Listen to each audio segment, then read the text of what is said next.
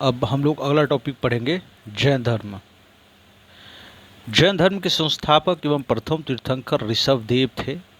जैन धर्म के 23वें तीर्थंकर पार्श्वनाथ थे, जो काशी के इक्ष्वाकु वंशीय राजा अशुसेन के पुत्र थे। इन्होंने 30 वर्ष की अवस्था में संन्यास जीवन को स्वीकारा। इनके द्वारा दी गई शिक्षा थी हिंसा न करना, सदा सत्य बोलना, चोरी न करना तथा संपत्ति न रखना। महावीर स्वामी जैन धर्म के 24वें एवं अंतिम तीर्थंकर हुए। महावीर का जन्म 540 ईसा पूर्व में कुंडल ग्राम वैशाली में हुआ था। इसके पिता सिद्धार्थ ज्ञात्री कुल के सरदार थे और माता त्रिशला लक्ष्मी राजा चेटक की बहन थी। महावीर की पत्नी का नाम यशोदा एवं पुत्री का नाम अनज्जा प्रियदर्शनी था। महावीर के बचपन का नाम वर्धमान था। इन्होंने 30 वर्ष की उम्र में माता पिता की मृत्यु के पश्चात अपने बड़े भाई नंदीवर्धन से अनुमति लेकर संन्यास जीवन को स्वीकारा था।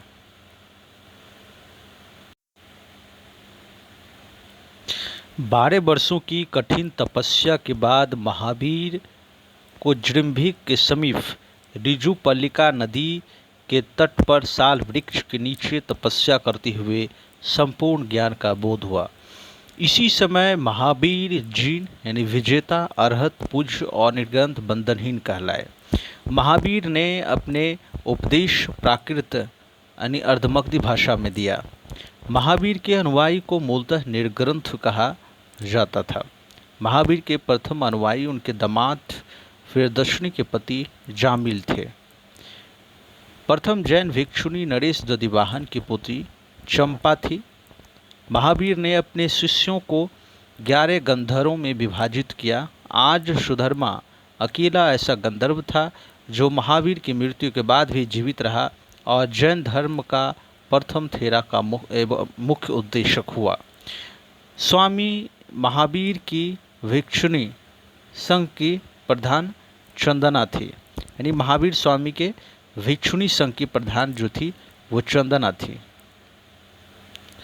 और आगे की बात करें, प्रमुख जैन तीर्थंकर और उनके प्रतीक चिन्ह। और जैन तीर्थंकरों के नाम एवं कर्म है।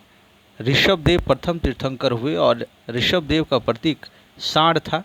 अजितनाथ द्वितीय तीर्थंकर हुए और द्वितीय जैन तीर्थंकर अजितनाथ का प्रतीक चिन्ह हाथी रहा है। संभव तृतीय यानी जैन धर्म का तीसरा तीर्थंकर संभव हुआ और इसका प्रतीक चिन्ह घोड़ा हुआ। संपार्श्व सप्तम तीर्थंकर हुए थे और इसका प्रतीक 3 स्वास्तिक था। शांति 16वां तीर्थंकर हुआ था और इसका प्रतीक चिन्ह हिरण था। अमरनाथ 18वां तीर्थंकर हुआ था और अमरनाथ का प्रतीक चिन्ह मीन था। नामी जो है 21वां तीर्थंकर हुई थी और नामी का जो प्रतीक चिन्ह था वो नीलकमल था। अरिष्टनेमी 22वां तीर्थंकर हुआ था और अरिष्टनेमी का जो प्रतीक चिन्ह था वो शंख था। पार्श्व जो है पार्श्वनाथ 23वें तीर्थंकर हुए थे और पार्श्वनाथ का प्रतीक चिन्ह सर्प था। महावीर 24वें तीर्थंकर हुए थे और महावीर का प्रतीक चिन्ह सिंह था। नोट, 2 जैन तीर्थंकरों ऋषभदेव एवं अरिष्टनेमी के नामों का उल्लेख ऋग्वेद में मिलता है, यानी ऋग्वेद में ऋषभदेव और अरिष्टनेमी का नामों का उल्लेख मिलता है। अरिष्टनेमी को भगवान कृष्ण का संबंधी माना जाता है। किसको माना जाता है भगवान कृष्ण का संबंधी? अरिष्टनेमी को। लगभग 300 ईसा पूर्व में मगध में 12 वर्षों का भीषण अकाल पड़ा, जिसके कारण भद्रबाहु अपने शिष्यों सहित कर्नाटक चले गए। कौन गए? भद्रबाहु अपने शिष्यों सहित कर्नाटक चले गए, किंतु कुछ अनुयायी स्थूलभद्र के साथ मगध में ही रुक गए। भद्रबाहु के वापस लौटने पर मगध के साधुओं से उनका गहरा मतभेद हो गया, जिसके परिणाम स्वरूप जैन मत श्वेतांबर और दिगंबर 2 भागों में, श्वेतांबर और दिगंबर 2 संप्रदायों में बट गया।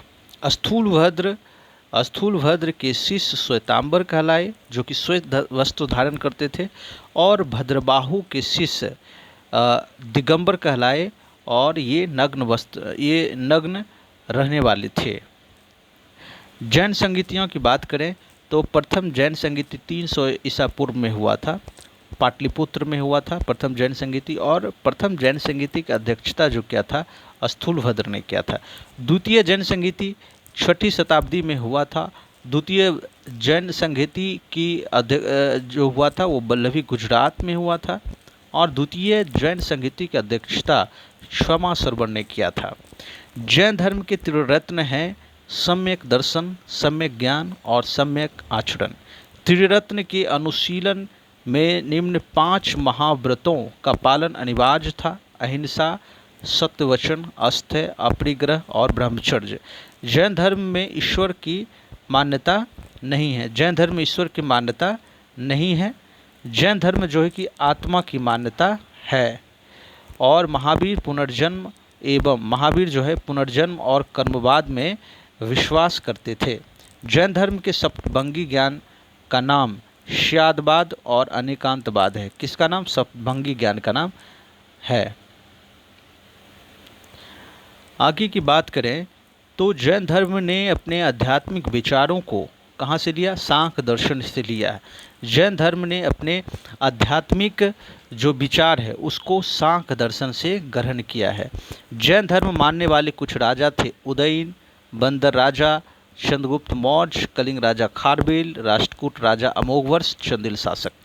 मैसूर के गंग वंश के मंत्री चामुंड के प्रोत्साहन से कर्नाटक की श्रवणबेलगोला में 10वीं शताब्दी के मध्य भाग में विशाल बाहुबली की मूर्ति यानी गोमतेश्वर की मूर्ति का निर्माण किया गया। खजुराहो में जैन मंदिरों का निर्माण चंदेल शासकों के द्वारा किया गया। मौर्योत्तर काल में मथुरा जो है जैन धर्म का प्रसिद्ध केंद्र था। मथुरा कला का संबंध जो है जैन धर्म से है। जैन तीर्थंकरों की जीवनी भद्रबाहु द्वारा रचित कल्पसूत्र में है। 72 वर्ष की आयु में महावीर की मृत्यु यानी निर्वाण 468 ईसा पूर्व में बिहार राज्य के पावापुरी राजगीर में हो गई। मल्ल राजा सृष्टिपाल के राज्य प्रसाद में महावीर को निर्वाण प्राप्त हुआ था। अगला टॉपिक है बौद्ध धर्म। बौद्ध धर्म का संस्थापक गौतम बुद्ध को माना जाता है। बौद्ध धर्म के संस्थापक गौतम बुद्ध थे। इन्हें एशिया का ज्योति पुंज यानी लाइट ऑफ एशिया कहा जाता है। बुद्ध के जीवन से संबंधित बौद्ध धर्म के प्रतीक की बात करें तो जन्म का प्रतीक जो है कमल और साढ़ यानी कमल और साढ़ जन्म का प्रतीक है। घोड़ा जो है गृहत्याग का प्रतीक है। और ज्ञान का प्रतीक पीपल यानी बोधि वृक्ष जो है ज्ञान का प्रतीक है। निर्वाण का प्रतीक पदचिन्ह निर्वाण का प्रतीक है। और मृत्यु का प्रतीक स्तूप है। गौतम बुद्ध का जन्म 563 ईसा पूर्व में कपिलवस्तु के लुम्बिनी नामक स्थान पर हुआ था। इनके पिता यानी गौतम बुद्ध के पिता शुद्धोधन जो था वो शाकगण के मुखिया थे। इनकी माता यानी गौतम बुद्ध के माता माया देवी की मृत्यु इनके जन्म के 7वें दिन ही हो गई थी। इनका लालन पालन इनकी सौतेली माँ प्रजापति गौतमी ने की थी। महात्मा बुद्ध के बचपन का नाम सिद्धार्थ था। गौतम बुद्ध का विवाह 16 वर्ष की अवस्था में यशोधरा के साथ हुआ था। इनके पुत्र का नाम यानी गौतम बुद्ध के पुत्र का नाम राहुल था। आगे की बात करें सिद्धार्थ जब कपिलवस्तु की सैर पर निकला तो उन्होंने 4 दृश्यों को क्रमशः देखा: बूढ़ा व्यक्ति, एक बीमार व्यक्ति, एक शव एवं एक सन्यासी। सांसारिक समस्याओं से व्यथित होकर 29 वर्ष की अवस्था में गृह त्याग किया गया, जिसे बौद्ध धर्म में महाअभिनिष्क्रमण कहा गया है। यानी गौतम बुद्ध की गृह त्याग की घटना को बौद्ध धर्म में महाअभिनिष्क्रमण कहा गया है। गृह त्याग करने के बाद सिद्धार्थ ने वैशाली के अलारकलाम से सांख्य दर्शन की शिक्षा ग्रहण की। अलारकलाम सिद्धार्थ के प्रथम गुरु हुए। यानी अलारकलाम सिद्धार्थ के जो है वो प्रथम गुरु हुए। आगे है कि अलारकलाम के बाद सिद्धार्थ ने राजगीर के रुद्रक रामपुत्र से शिक्षा ग्रहण किया। उरुवेला में सिद्धार्थ को कौंडिल्य, बप्पा, वादिया, महामना एवं असागी नामक 5 साधक मिले। बिना अन्न जल ग्रहण किए 6 वर्ष की कठिन तपस्या के बाद 35 वर्ष की आयु में वैशाख की पूर्णिमा के की रात निरंजना यानी फल्गु नदी के किनारे पीपल वृक्ष के नीचे सिद्धार्थ को ज्ञान की प्राप्ति हुआ। ज्ञान प्राप्ति के बाद सिद्धार्थ बुद्ध के नाम से जाने गए। वह स्थान बोध गया कहलाया। बुद्ध ने अपने प्रथम उपदेश सारनाथ में दिया। बुद्ध ने अपने प्रथम उपदेश सारनाथ यानी ऋषिपत्तनम में दिया, जिसे बौद्ध धर्म में धम्मचक्र प्रवर्तन कहा गया है। बुद्ध ने अपने उपदेश दो जन साधारण की भाषा पाली में दिए। बुद्ध ने अपने उपदेश कौशल, वैशाली, कौशाम्बी व अन्य राज्यों में दिए, लेकिन सर्वाधिक उपदेश कौशल देश की राजधानी श्रावस्ती में बुद्ध ने सबसे अधिक उपदेश दिए। इनके प्रमुख अनुयायी शासक थे, यानी गौतम बुद्ध के प्रमुख अनुयायी शासक थे बिंबिसार, प्रसेनजीत, उदयन। बुद्ध की मृत्यु 80 वर्ष की अवस्था में 483 ईसा पूर्व में कुशीनारा यानी देवरिया उत्तर प्रदेश में चुंद द्वारा अर्पित भोजन करने के बाद हो गई, जिसे बुद्ध में महापरिनिर्वाण कहा गया। बुद्ध की मृत्यु की घटना को महापरिनिर्वाण कहा गया है। मल्लों ने अत्यंत सम्मान पूर्वक बुद्ध का अंत्येष्टि संस्कार किया। एक अनुश्रुति के अनुसार मृत्यु के बाद बुद्ध के शरीर के अवशेषों को 8 भागों में बांटकर उन पर 8 स्तूपों का निर्माण किया गया। बुद्ध के जन्म एवं मृत्यु की तिथि को चीनी परंपरा के कैंटोन अभिलेख के आधार पर निश्चित की गई है। बौद्ध धर्म के बारे में विशद ज्ञान त्रिपिटक यानी विनय पिटक, सुत्त पिटक एवं अभिधम्म पिटक से प्राप्त होती है। तीनों पिटकों की भाषा जो है वो पाली है। यानी बौद्ध धर्म में त्रिपिटक, बौद्ध धर्म के बारे में हमें जानकारी त्रिपिटक से मिलती है।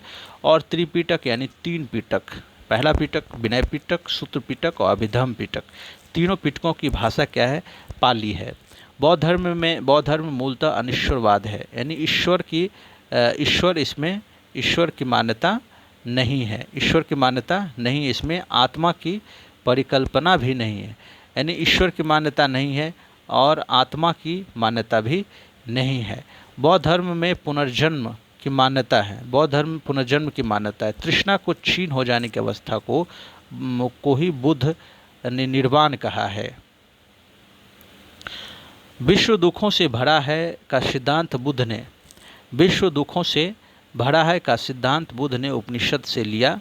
बुद्ध के अनुयायी 2 भागों में विभाजित थे।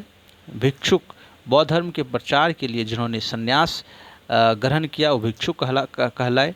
उपासक गृहस्थ जीवन व्यतीत करते हुए बौद्ध धर्म अपनाने वालों को उपासक कहा गया। बौद्ध संघ में सम्मिलित होने के लिए न्यूनतम आयु सीमा 15 वर्ष थी। बौद्ध संघ में प्रविष्टि को उपसंपदा कहा जाता है। बौद्ध धर्म के त्रिरत्न है बुद्ध, धम्म और संघ। बौद्ध सभाएँ की बात करें तो प्रथम बौद्ध संगीति 483 ईस्वी पूर्व में हुआ था। प्रथम बौद्ध संगीति हुआ था राजगृह में, और प्रथम बौद्ध संगीति की अध्यक्षता महाकश्यप ने किया था। और प्रथम बौद्ध संगीति जो है अजातशत्रु के शासनकाल में हुआ था। द्वितीय बौद्ध संगीति 383 ईस्वी पूर्व में हुआ था। द्वितीय बौद्ध संगीति हुआ था वैशाली में, और द्वितीय बौद्ध संगीति की अध्यक्षता सवाकामी ने किया था। और द्वितीय बौद्ध संगीति किसके समय में हुआ था? कालाशोक के समय हुआ था। तृतीय बौद्ध संगीति 255 ईसा पूर्व में हुआ था पाटलिपुत्र में। मौखलिपुत्तिश ने तृतीय बौद्ध संगीति की अध्यक्षता किया था, और अशोक के समय तृतीय बौद्ध संगीति हुई थी। चतुर्थ बौद्ध संगीति ईस्वी के प्रथम शताब्दी में हुआ था कुंडलबन कश्मीर में। वसुमित्र या सुघोष ने इसकी अध्यक्षता किया था, और चतुर्थ बौद्ध संगीति कनिष्क के समय हुई थी। और ये जो शासन काल रहा है, जो प्रथम, द्वितीय और तृतीय बौद्ध संगीति हुई है, और ये इसको अका अक के नाम से याद कर सकते हैं। अका अक के नाम से याद कर सकते हैं, यानी अशोक कालशोक और अजातशत्रु, कालशोक, अशोक और कनिष्क। आगे है चतुर्थ बौद्ध संगीति के बाद बौद्ध धर्म दो भागों में विभाजित हो गया। चतुर्थ बौद्ध संहिता के बाद दो भागों में विभाजित हो गया। पहला है हीनयान और दूसरा महायान में। ये कब हुआ? चतुर्थ बौद्ध संहिता के बाद। बौद्ध धर्म के महायान संप्रदाय का आदर्श बोधिसत्व है। बोधिसत्व दूसरे के कल्याण को प्राथमिकता देते हुए अपने निर्माण में विलंब करते हैं।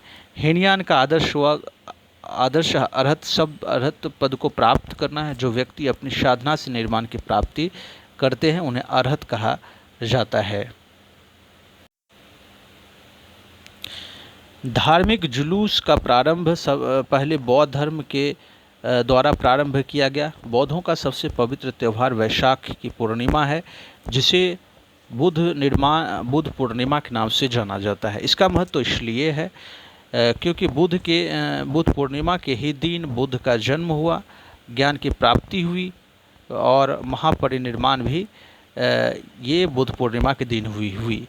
बुद्ध ने सांसारिक दुखों के संबंध में 4 आर्यसत्व का उपदेश दिया: दुख समुदाय, दुख निरोध और दुख निरोध गामिनी प्रतिपदा। इन सांसारिक दुखों से मुक्ति हेतु बुद्ध ने अष्टांगिक मार्ग की बात कही। ये साधन है सम्यक दृष्टि, सम्यक संकल्प, सम्यक वाणी, सम्यक कर्मांत, सम्यक आजीव, सम्यक व्यायाम, सम्यक स्मृति एवं सम्यक समाधि। बुद्ध के अनुसार अष्टांगिक मार्गों के पालन करने के उपरांत मनुष्य की भव तृष्णा नष्ट हो जाती है और उसे निर्वाण प्राप्त हो जाते हैं। निर्वाण बौद्ध धर्म का परम लक्ष्य है, जिसका अर्थ है दीपक का बुझ जाना, अर्थात जीवन मरण चक्र से मुक्त हो जाना। बुद्ध ने निर्वाण प्राप्ति को सरल बनाने के लिए निम्न 10 शीलों पर बल दिया: अहिंसा, सत्य, आस्ते, न चोरी न करना, अपरिग्रह, किसी प्रकार का संपत्ति न रखना, मद्य सेवन न करना, असमय भोजन न करना, सुखप्रद बिस्तर पर नहीं सोना, धन संचय न करना, स्त्रियों से दूर रहना, नृत्य गान आदि से दूर रहना। गृहस्थों के लिए जो है केवल 5 शील तथा भिक्षुओं के लिए 10 शील अनिवार्य था। बुद्ध ने मध्यम मार्ग यानी मध्यम प्रतिपदा का उपदेश दिया। अनिश्वरवाद के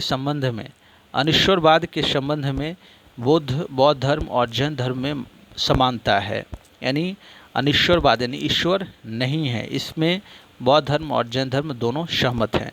जातक कथाएं प्रदर्शित करती हैं कि बोधिसत्व का अवतार मनुष्य के रूप में भी हो सकती है और पशुओं के रूप में भी हो सकती है। बोधिसत्व के रूप में पुनर्जन्मों के दीर्घ श्रृंखला के अंतर्गत बुद्ध ने शाक्य मुनि के रूप में अपना अंतिम जन्म प्राप्त किया है, किंतु इनके उपरांत मैत्रेय तथा अन्य अनाम अभी अवतरित होने बाकी है।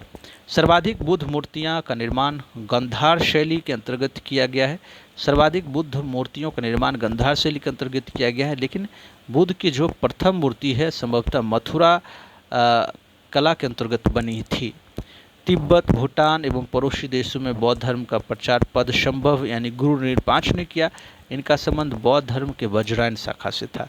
इनकी 127 फीट ऊंची मूर्ति हिमाचल प्रदेश रेवालसर झील में स्थित है। भारत में उपासना की जाने वाली प्रथम मूर्ति संभवतः बुद्ध की मूर्ति थी। आगे बात करें भारत के महत्वपूर्ण मठ की। भारत में स्थित बुद्ध के महत्वपूर्ण मठ की बात करें तो टाबो मठ जो है, टाबो गांव स्फीति घाटी हिमाचल प्रदेश में है। नामग्याल मठ धर्मशाला हिमाचल प्रदेश में स्थित है। हेमिस मठ लद्दाख जम्मू कश्मीर में स्थित है। थिकसे मठ जो है लद्दाख जम्मू कश्मीर में स्थित है। सासुर मठ लाहौल स्पीति हिमाचल प्रदेश में है। मिनी ड्रालिंग मठ देहरादून उत्तराखंड में स्थित है। रुमटेक मठ गंगटोक सिक्किम में स्थित है। तवांग मठ अरुणाचल प्रदेश में है। नाम ड्रालिंग मठ मैसूर कर्नाटक में है। बोधि मंडा मठ बोधगया बिहार में है।